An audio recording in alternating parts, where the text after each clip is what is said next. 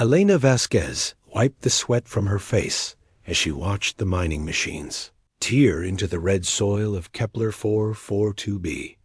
The alien sun beat down hard on the human workers below. They moved slowly in the heat, their bodies bent under the weight of heavy equipment. This was what humans did now. They dug holes. They carried rocks. They served their masters. The crystal tower rose high above the mining site, like a sharp tooth against the orange sky. Inside that tower lived Overseer Zixthul, one of the Arshenate rulers who controlled this world. The Arshenate were tall beings made of living crystal. They thought with cold logic and spoke in voices that sounded like breaking glass. They had ruled the galaxy for thousands of years. Elena remembered when she was young, and her grandmother told her stories about Earth. Stories about blue skies and green trees and oceans that went on forever. Stories about when humans were free. But those were just stories now. Elena had never seen Earth.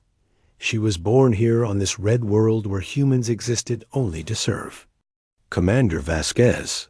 The voice came from behind her, sharp and cold. Elena turned to see a message drone floating in the air. Its crystal shell glowed with the seal of the Arshenate. You are summoned to the tower. Immediately. Elena felt her stomach drop. Summons to the tower usually meant bad news. Very bad news. She climbed into her transport and flew toward the crystal spire, watching the human workers grow smaller below. They looked like ants from this height. That was probably how the Arshenate saw them too. The inside of the tower was cold and filled with a strange blue light. Elena's boots echoed on the crystal floor as she walked toward the center chamber. The walls were covered with symbols that hurt to look at directly. This was Arshenate writing, meant for minds much different from human ones. Overseer Zixthul waited for her in the center of the room. The creature stood 3 meters tall, its body made of clear crystal that caught and bent the blue light. Where a human would have a face, Zixthul had only smooth crystal with 2 glowing points for eyes. When it spoke, the sound came from everywhere at once. Human commander, the voice said, you will receive new orders. Elena kept her face blank. Showing emotion to the Arshenate was dangerous. They saw it as weakness or worse, as threat. I am ready to serve, Overseer. Your species has been reclassified. The crystal being moved closer.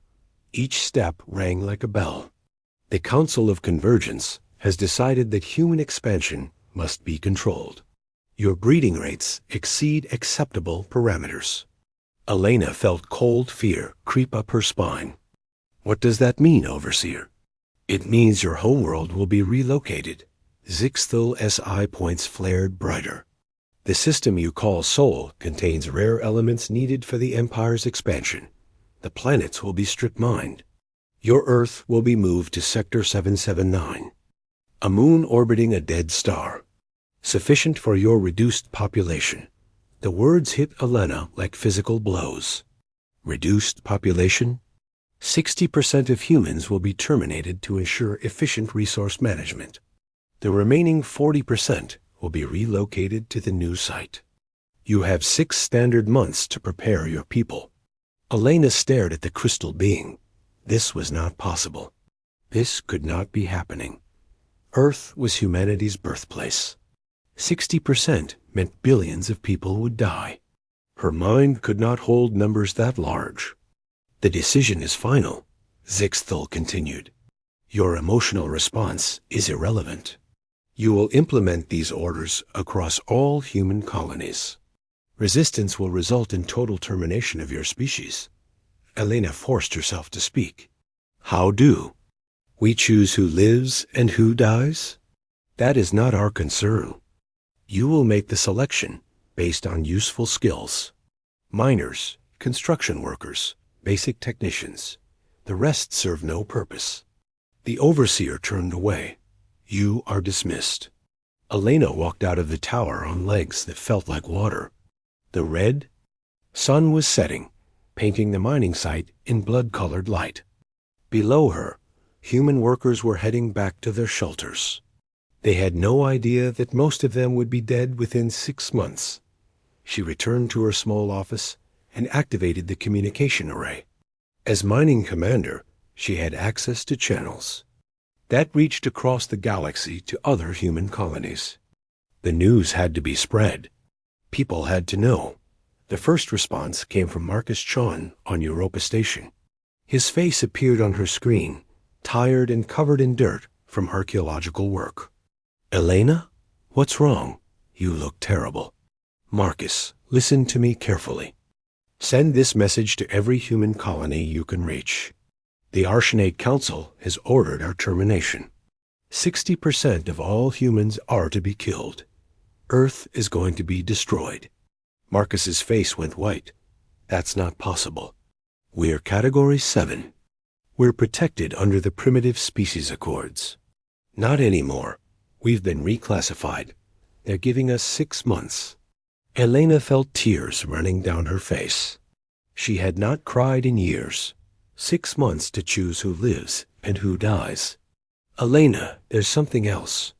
Something I found here on Europa, deep underground. It's not supposed to exist." Elena wiped her eyes. "What do you mean?" "We were digging new foundations for the habitat expansion.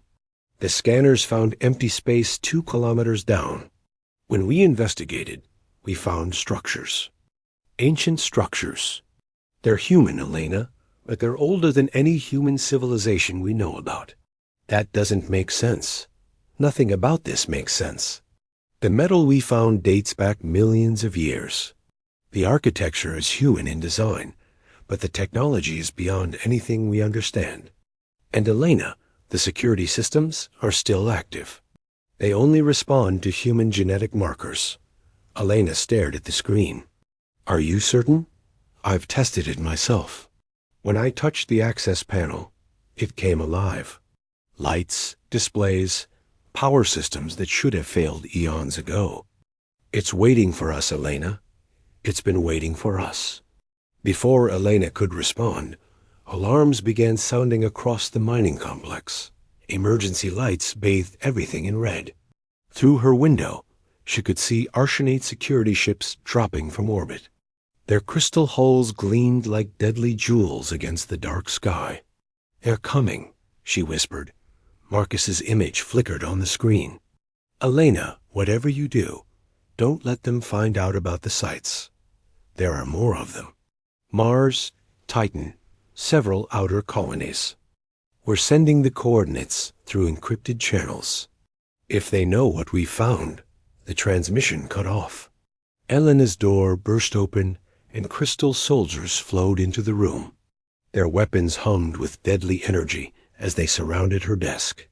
"Human Commander," one of them spoke. "You are under arrest for unauthorized communications. The penalty is immediate termination." Elena looked at the soldiers and felt something she had not felt in years. Not fear, not despair, but anger. Pure, burning anger. For the first time in her life, she understood why her grandmother's stories always ended with humans fighting back. "I serve the Empire," she said quietly. "No longer." The soldier raised its weapon. "Your service is terminated." As the crystal, weapon charged with lethal energy, Elena thought about Marcus's words. Ancient structures waiting for human touch. Technology that should not exist. Maybe there was more to humanity than the Arshenate believed. Maybe there was more to humanity than humans themselves believed. The weapon fired, but Elena was already moving. Dr. Marcus Chun had been digging in the ice of Europa for 3 years, but he had never found anything like this. The tunnel stretched down into darkness, carved from solid rock with perfect precision. The walls were smooth as glass and covered, with symbols that looked almost human, but were far more complex than any writing system he knew. His team of 12 humans followed behind him, their lights casting dancing shadows on the ancient walls. They had been excavating this site for 2 weeks since the initial discovery. Each day brought new mysteries. Each day made less sense than the last. "How deep does this go?" asked Sarah Kim, his lead archaeologist. Her voice echoed strangely. In the tunnel, as if the walls were designed to carry sound in ways that defied physics. "The scanners can't penetrate more than 50 meters ahead," Marcus replied. "The metal in these walls interferes with our equipment." They had found the first chamber accidentally while expanding the Europa Research Station. The construction robots had broken through what they thought was a natural ice formation and discovered an artificial cavern. Inside the cavern was a sealed entrance made of metal that did not appear in any known periodic table. The entrance had remained sealed for 2 days, while Marcus tried every tool and technique he could think of. Then, in frustration, he had placed his bare hand against the door. It had opened immediately, responding to his touch like it had been waiting for him specifically. "Doctor, look at this."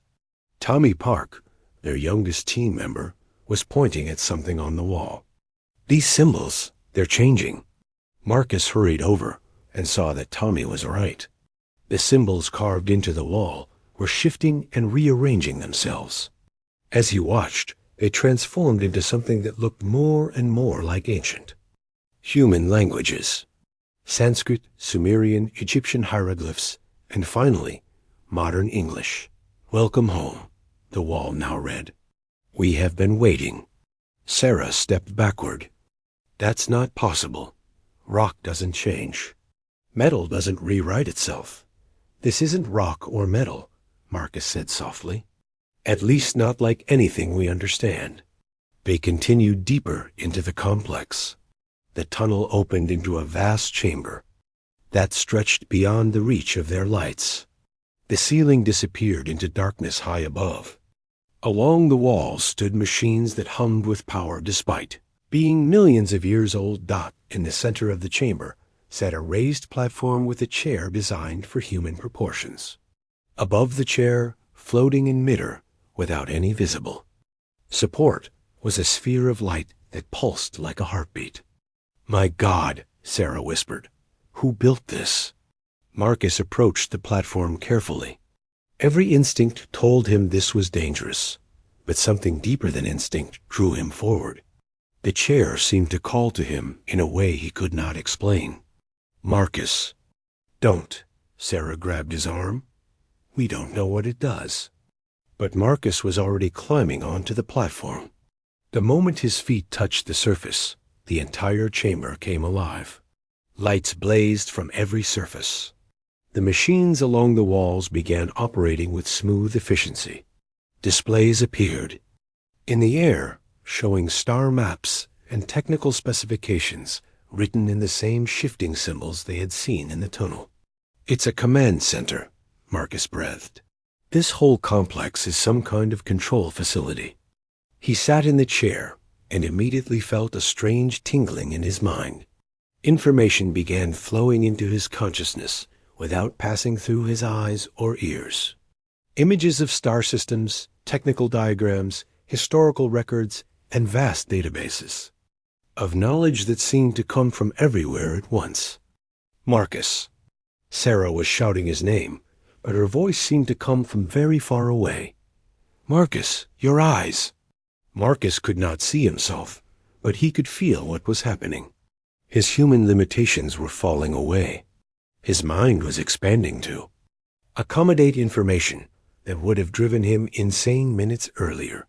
He was connected to something vast and ancient, and patient out the knowledge came in waves.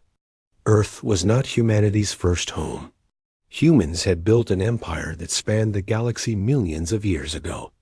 They had been powerful beyond imagining, with technology that could reshape matter at the atomic level and travel between stars as easily as walking across a room, but power had corrupted them. They had become cruel and ruthless, enslaving other species and consuming entire worlds for resources. The empire had grown so vast and terrible that it threatened to consume the galaxy itself. Then, in an act of wisdom that surprised even themselves, humanity had chosen to stop. They had built this network of hidden installations and voluntarily entered a state of genetic dormancy. They had made themselves small and weak and forgettable, sealing away their true nature until the day when they would need it again. The locks are failing, Marcus said aloud, though his voice sounded strange to his own ears. The genetic restrictions are breaking down. We're remembering who we really are. Sarah was backing away from the platform. Marcus, you need to get out of that chair, now. But Marcus could not leave. Not yet. The network was showing him other sites. Mars had one buried beneath Olympus Mons. Titan had one in the hydrocarbon seas. Every human colony in the galaxy had been built on top of these ancient installations, though none of the colonists had known it. They're all activating, he said. Elena's message about the Arsenate termination order, it's triggering the awakening protocols. The network recognizes an existential threat to the human species. What does that mean?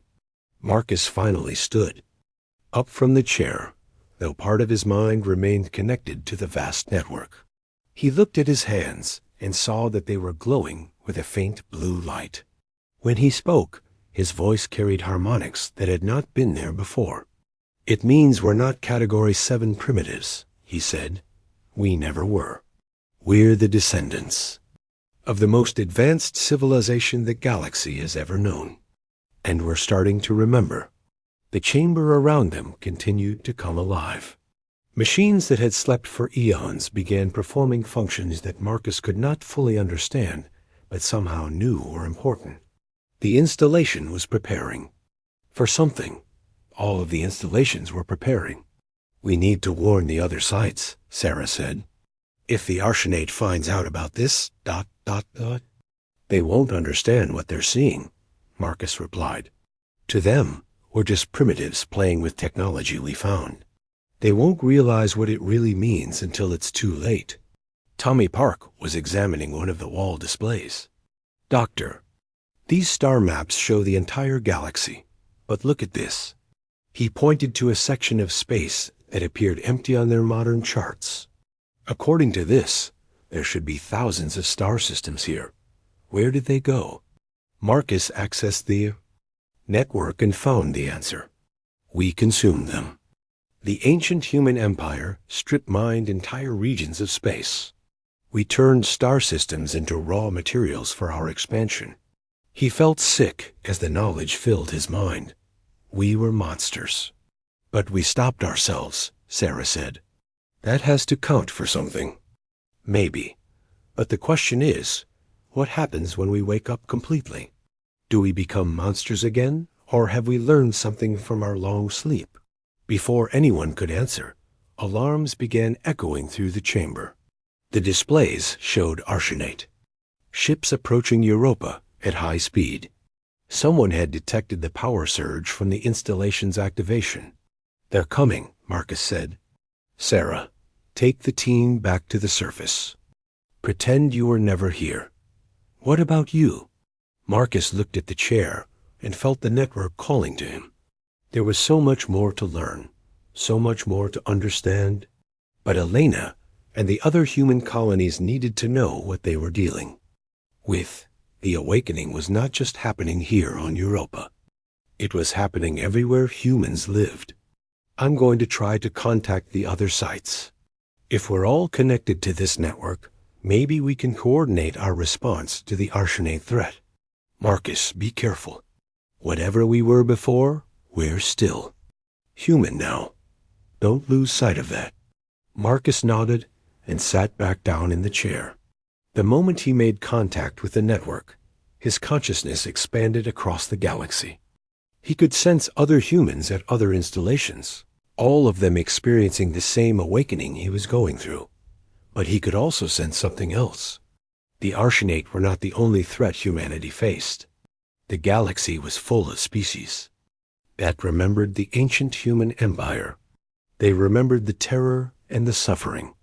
If humanity truly awakened to its full potential, every other intelligent species in the galaxy would unite to destroy them.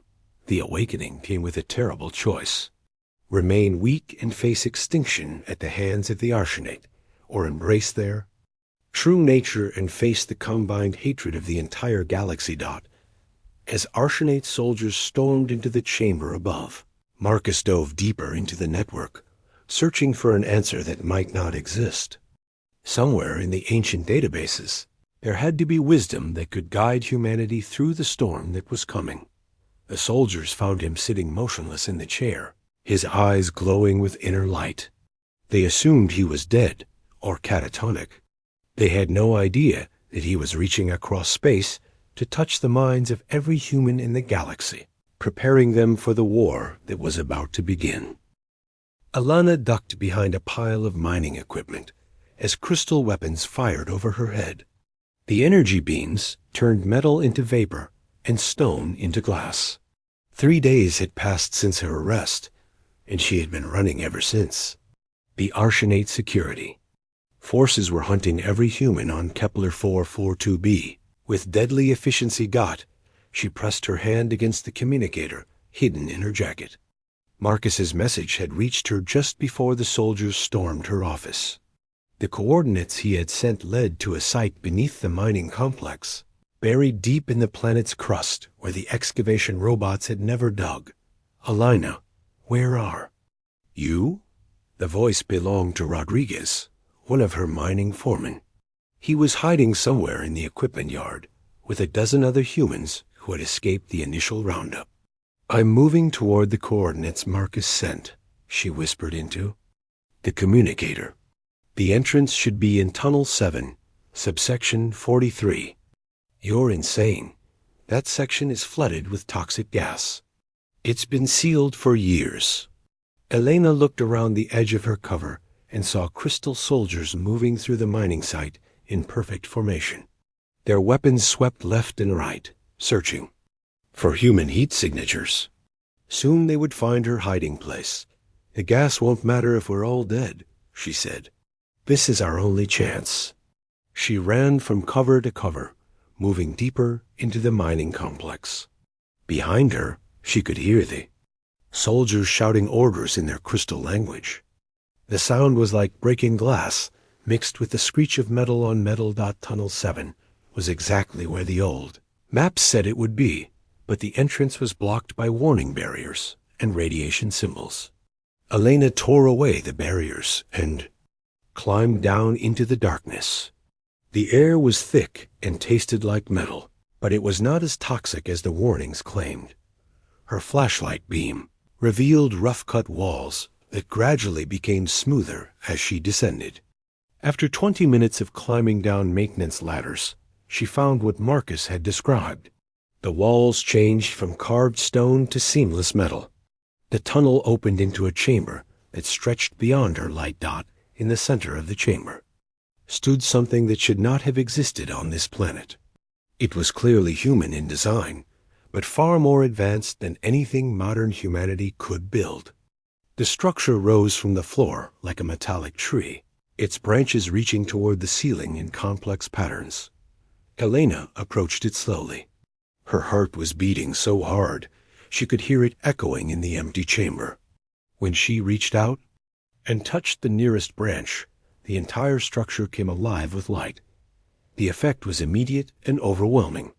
Information flooded into her mind like a dam bursting.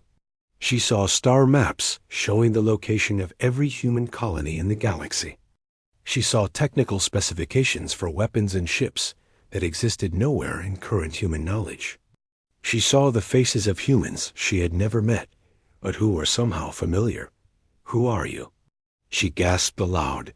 The answer came not in words, but in images and emotions that filled her consciousness. She saw Earth as it had been millions of years ago, not the blue and green world of her grandmother's stories, but a gleaming planet covered in cities that reached into space.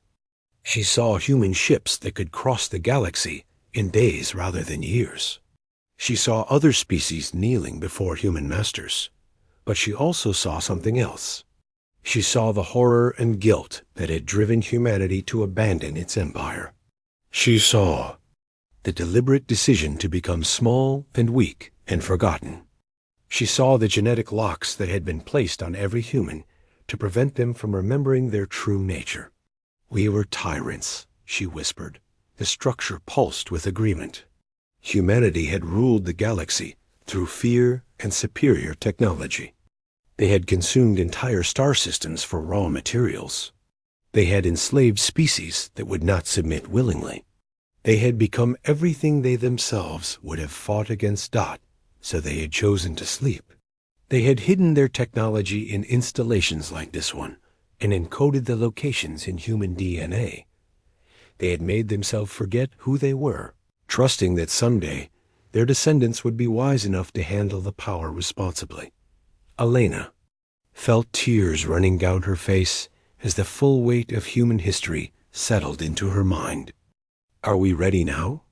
Are we wise enough? The structure had no answer for that. Wisdom was not something that could be programmed or inherited. It had to be earned through choice and consequence. But ready or not, the awakening was beginning. Elena could sense other humans across the galaxy making contact with similar installations. She could feel their minds opening to possibilities they had never imagined. She could sense the genetic locks dissolving as humanity faced extinction at the hands of the Arshanet. Elena! Rodriguez's voice echoed down the tunnel. They found the entrance. They're coming down. Elena looked at the structure and made her choice. She pressed both hands against the central trunk and opened her mind completely to whatever it wanted to show her. Dot. The knowledge came in a torrent that should have killed her.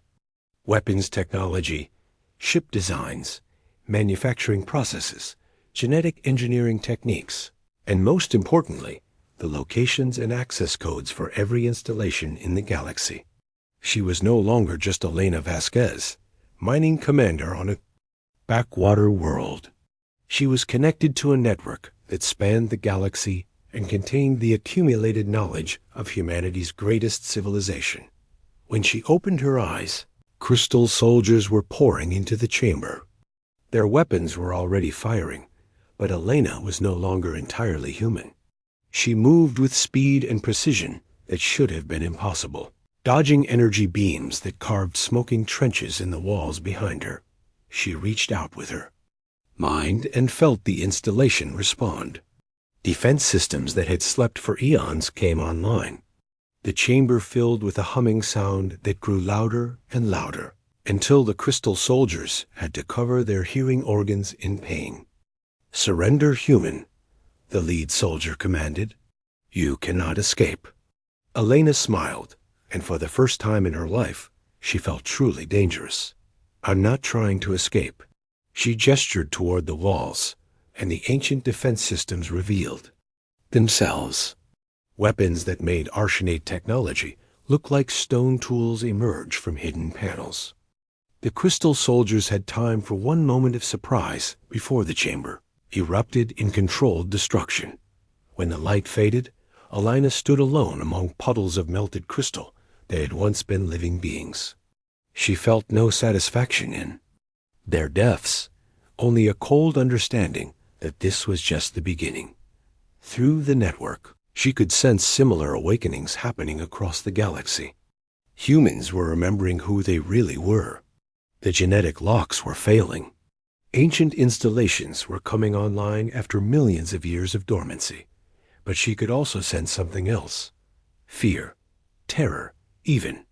The other species in the galaxy remembered the ancient human empire. They remembered the suffering and the oppression.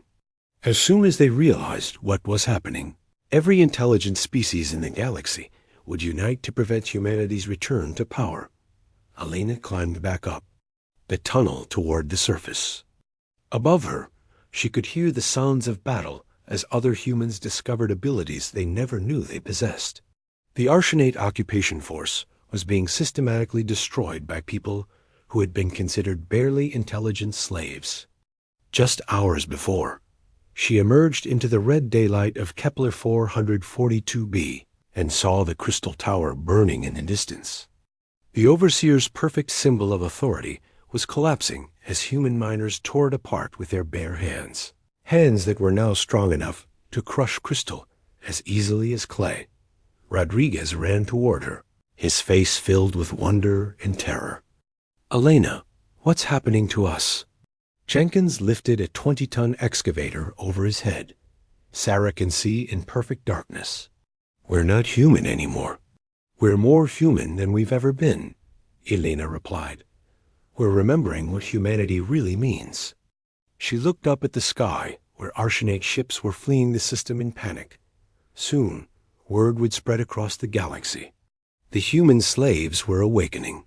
The ancient empire was returning. Elena felt the weight of that responsibility settling on her shoulders. Humanity had been given a second chance, but second chances were not guarantees. They could choose to repeat the mistakes of their ancestors, or they could find a different path. Through the network, she reached out to Marcus and every other human who had made contact with the installations. We need to talk, she broadcast. Across space, all of us. Because what we do next will determine whether humanity deserves to survive. The answer came back from thousands of minds across the galaxy, all speaking with one voice. We're listening. Elena smiled grimly and began planning humanity's return to the stars. This time, she promised herself, they would do better. This time, they would be worthy of the power they were about to reclaim. But deep in her heart, she wondered if any species could wield ultimate power without becoming the monster that power created. The galaxy was about to find out. The council chamber of the hegemonic convergence had never seen such chaos. Representatives from 1,000 species filled the crystal galleries, their voices raised in panic and demand. At the center of it all, Supreme Archon Veltar stood like a pillar of frozen lightning, trying to maintain order as their empire fell apart around them. The human infestation must be purged immediately, shrieked Ambassador Teal of the Methane Collective. Their tentacles writhed in agitation as they spoke. Our monitoring stations report impossible energy readings from every human colony. They have acquired weapons technology that exceeds our understanding. Veltar's crystalline form pulsed with controlled anger. 3 days had passed since the first reports of human uprising began flooding in from across the galaxy. What had started as routine slave control operations had turned into military disasters. Entire Arshenate fleets were being destroyed by humans who should not have been capable of operating a simple computer. The situation is under evaluation, Veltar announced, their voice resonating through the chamber like breaking stone. Emergency. Protocols have been implemented. All human settlements are to be sterilized using orbital bombardment. A new voice cut through the noise. General Zexcon of the Warcast stepped forward, their massive frame covered in battle scars. Supreme Archon, orbital bombardment has failed. The humans have activated planetary defense systems that do not appear in any of our intelligence reports. Our weapons are being neutralized before they can reach the surface. Veltar felt something they had not experienced in centuries of rule. Fear, not for themselves, but for the very concept of order they represented. Explain. The human colony on Kepler 442b was targeted for complete elimination 6 hours ago. 3 battle fleets fired simultaneously from orbit. The energy beams were absorbed by some kind of shield technology we cannot penetrate. Then, Zishkan paused, as if struggling to believe their own words. And the planet fired back. A holographic display materialized in the center of the chamber, showing the tactical recording of the battle. The 3 Arshenate fleets hung in space like glittering jewels, their weapons blazing down at the red planet below. But instead of destruction, their beams simply vanished into a shimmering barrier of energy dot. Then the planet's surface lit up with weapons that had no right to exist. Beams of coherent force lanced upward, passing through the shields of the Arshenate ships as if they were not there. In seconds, 3 entire fleets were reduced to expanding clouds of vaporized crystal and metal. This is impossible, whispered Representative Hicks of the Silicon Oligarchy. Humans are Category 7. They do not possess this level of technology. Veltar studied the recording with growing dread. They recognized some of the weapon signatures from the oldest archives records. That predated the Arshanites' rise to power. There had been another empire once, long ago, that had possessed technology like this. An empire that had consumed star systems and enslaved species with casual efficiency. "Bring me the archive keeper," Veltar commanded. The ancient being that shuffled into the chamber was older than the Arshanate civilization itself. Archive keeper Taislan had served the previous galactic rulers and somehow survived their fall. Their form was so old and worn that few could even determine what species they had originally been. "You summoned me, Supreme Archon?" The voice was barely a whisper, but it carried the weight of ions. "Tell them about the First Empire," Veltar said. "Tell them what we destroyed to claim this galaxy." Taislan's ancient eyes fixed on the holographic display, and a shudder ran through their frail form. "The Builders. We called them the Builders, though they called themselves something else. A simple word in their language. Human." The chamber fell silent. Even the most aggressive species representatives stopped their demands to listen. "They ruled everything you see around you," Taislan continued. "Every star system, every inhabited world, every species that had achieved spaceflight. Their technology was beyond our comprehension. They could reshape matter at the molecular level. They could travel between galaxies as easily as you cross this room. But we defeated them," protested General Zex Khan. The Arshanate rose from the ashes of their empire. "No." Taislan's voice carried absolute certainty. "They defeated themselves. At the height of their power, when they could have consumed the entire galaxy, they simply stopped. Their fleets disappeared. Their worlds went dark. Their vast installations fell silent." "Why?" Veltar demanded. "Some say they grew tired of conquest. Others believe they found a moral conscience that their power had long suppressed. The truth is, no one knows. They vanished so completely that within a few generations, most species forgot they had ever existed. We rose to fill the void they left behind." Representative Mox of the Trader Guilds leaned forward. "Are you suggesting that these humans are the same species?" "I am suggesting," Taislan said slowly, "that the humans never left. They have been hiding among us, playing the role of primitives while their true civilization slept. And now, for some reason, they are waking up." The implications hit the chamber like a physical blow. If the humans were indeed the Builders returned, then every species in the galaxy was facing not rebellion, but the return of their former masters. "We must unite every fleet in the galaxy," Veltar declared. "If they are truly awakening, we have perhaps days before they reach full power. This is not about maintaining the Arshanate Empire anymore. This is about preventing the return of a civilization that once enslaved us all." Emergency communications began flooding out from the council chamber to every corner of the galaxy. Ancient enemies put aside their differences. Trade disputes were forgotten. Territorial conflicts ceased. For the first time in galactic history, every intelligent species began working together toward a single goal: the complete extermination of humanity before they could reclaim their birthright. But even as the greatest military force in galactic history began to assemble, reports continued to pour in from the human worlds. The awakening was accelerating. Humans who had been barely capable of operating mining equipment were now displaying abilities that violated known laws of physics. Mars, human archaeologists had uncovered a manufacturing complex that was producing ships at impossible speed. The vessels emerging from underground factories were sleek and deadly, incorporating technology that made the most advanced Arshanate designs look primitive.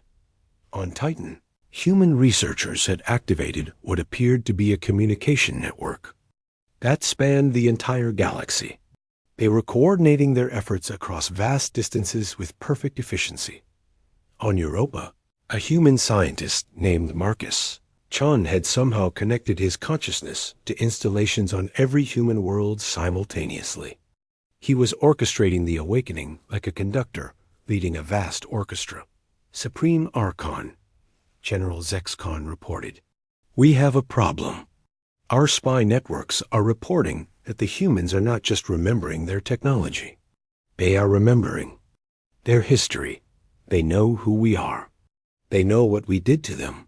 Beltar felt their crystalline form grow cold. What do you mean? They know that we built our civilization on the ruins of theirs. They know that we enslaved their descendants. They know that we classified them as primitives to hide the truth from ourselves. Zexcon's voice carried a note of despair. Supreme Archon, they have every reason to hate us. And now they have the power to act on that hatred. Through the chamber's observation ports, Veltar could see the first human ships appearing in the system. They moved with fluid grace that defied conventional physics, their hulls glowing with contained energy that hurt to look at directly. Long until the combined fleets reached the system? Veltar asked. 18 hours at maximum jump speed, Zexcon replied. And how long until those ships reach us? General Zexcon consulted their tactical displays, then looked up with an expression of defeat. 6 minutes, Supreme Archon. Veltar stared at the approaching human vessels and realized that their 1,000-year empire was about to end exactly as it had begun. In violence, conquest, and the subjugation of the weak by the strong. The only question was whether the humans would be as merciless as the Arshenate had been. Looking at the deadly grace of those approaching ships, Veltar suspected they were about to find out. Open a communication channel, they commanded. Perhaps there is still time to negotiate. But even as the words left their crystalline throat, Veltar knew it was too late. The age of the Arshenate was ending. The age of humanity was about to begin again. And this time, the humans would remember exactly why they had chosen to sleep in the first place. Elena stood on the bridge of the ship that had built itself around her. The vessel had emerged from the depths of Kepler 442b like a living thing, its hull flowing and reshaping itself according to her thoughts. Through the transparent metal of the viewing port, she could see the crystal spires of the Arshenate capital world growing larger as they approached. Behind her, the greatest fleet in human history stretched across the void. Thousands of ships that had awakened from their million-year sleep, each one capable of destroying entire star systems. Their hulls gleamed with contained power that made the nearby stars look dim by comparison. Status report, Elena said, though she already knew the answer through her connection to the network. Marcus Chon's voice came from everywhere and nowhere, his consciousness distributed across the entire fleet. All installations are now online. Human colonies across the galaxy have been liberated. Arshenate resistance has been neutralized. Casualties? Minimal on our side. The awakening granted our people abilities they needed to survive. As for the ARCHON 8... pods, Marcus paused. Approximately 40% of their military forces have been destroyed. The rest are retreating to defensive positions. Elena felt the weight of those numbers. Millions of beings dead because humanity had remembered who they really were. She tried to feel regret, but the ancient memories flowing through her mind made sympathy difficult. The Arshenate had enslaved her people for centuries. They had planned to exterminate 60% of all humans. They had classified humanity as barely intelligent animals. But those same ancient memories also showed her what humanity had once been. A species so powerful and ruthless that they had made the Arshenate look merciful by comparison. Elena, came another voice through the network. This one belonged to David Park, a former mining engineer who now commanded a battle group near Earth. We're receiving communications from the enemy fleet. Multiple species are requesting negotiations. Put them through. The main display shimmered and resolved into the crystalline form of Supreme Archon Veltar. The being's light pulsed with what Elena's enhanced senses recognized as fear. "We wish to discuss terms," Veltar said without preamble. "The hegemonic convergence acknowledges that humanity has reclaimed its rightful position in the galaxy." Elena almost laughed. Rightful position. 3 days ago, these same beings had considered humans suitable only for manual labor. Now they spoke of rightful positions because humanity had demonstrated the ability to destroy them. "What terms?" she asked. "A return to the old boundaries. Humanity may reclaim the core worlds that once belonged to her empire. The Outer Rim territories will remain under convergence authority, a division of the galaxy that respects both our claims." Elena studied the Arshinet's proposal through the network, sharing it instantly with every awakened human in the galaxy. The response was immediate and unanimous. The core worlds represented less than 20% of the galaxy. The rest contained most of the habitable planets and resources. "Counterproposal," Elena said. "Complete withdrawal of all Arshinate forces to your original home systems. Dissolution of the slave trade. Reparations for 2 centuries of human oppression." Veltar's crystalline form flickered with indignation. "Impossible. We cannot simply abandon our territories. Millions of species depend on convergence protection. The same protection you offered humanity? Humanity was different. Your species was ... diminished. We did not realize your true nature." Elena felt anger rising in her chest, but it was not entirely her own emotion. Through the network, she could sense the rage of every human who had lived and died under Arshinate rule. Her grandmother's stories of lost freedom. The miners who had bent their backs under alien suns. The children who had grown up believing they were inferior. "Our true nature," she repeated slowly. "And what exactly is our true nature, Supreme?" "Archon?" Before Veltar could answer, another voice cut into the communication. This one belonged to Archive Keeper Tyslan, the ancient being who had served both empires. "Your true nature," the old keeper said, "is exactly what you choose it to be. You have the power to be conquerors or liberators, tyrants or protectors. The choice is yours, just as it was for your ancestors." Elena felt the network pulse with consideration. Tens of thousands of awakened human minds were weighing the keeper's words against their own memories and desires. "What did our ancestors choose?" Elena asked. "They chose to step aside, rather than become the monsters their power would have made them. But they also chose to hide from their responsibilities, rather than find a better way to use their abilities." Through the viewing port, Elena could see the combined fleets of every species in the galaxy massing around the Arshinate capital. Desperate enemies who had united only in the face of humanity's return. Ships from 100 different civilizations, all pointed at the human fleet with weapons charged and ready. "They're going to fight us no matter what we decide," Marcus observed. Through the network, every species in the galaxy remembers the old empire. They'll never trust us to be different. Elena nodded. The galactic community had spent 1,000 years building their civilizations on the assumption that the ancient human empire was gone forever. They would not willingly make room for its return, no matter how benevolent humanity claimed to be. "We could destroy them all," offered Sarah Kim from her position, commanding the Earth Defense Fleet. "Our technology is still superior. We could conquer the galaxy in a matter of weeks." "And prove that we're exactly what they fear us to be," Elena replied.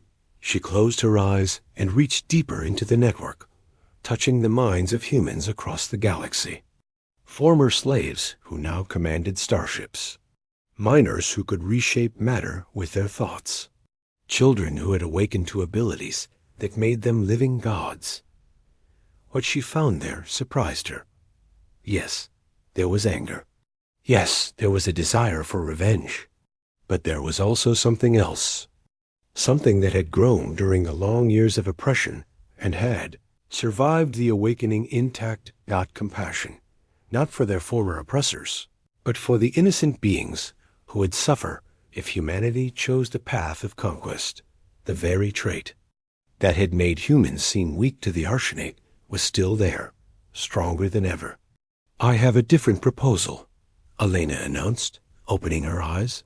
She gestured, and the tactical display changed to show the entire galaxy. Human territories were marked in blue, while the rest belonged to various other species. "We don't want your territories," she told Veltar. "We don't want to rule over other species. What we want is the freedom to exist without persecution. The right to develop our own worlds without interference. The guarantee that no one will ever again decide that humans are suitable only for slavery."